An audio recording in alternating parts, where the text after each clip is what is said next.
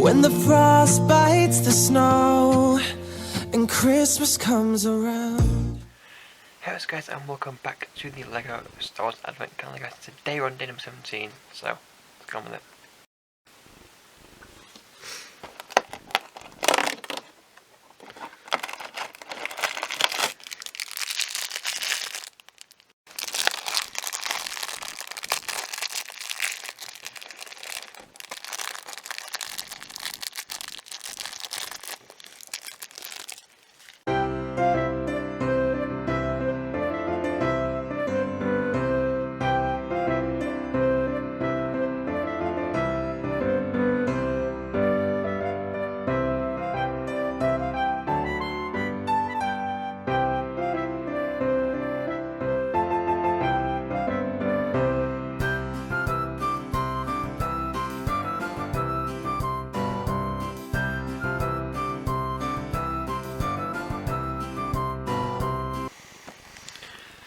And there we go, guys. That is today's build. It appears to be a shuttle pod or an escape pod from, I believe it's going to be from A New Hope, this one. Yeah, that looks pretty cool actually. I'm quite happy with that build.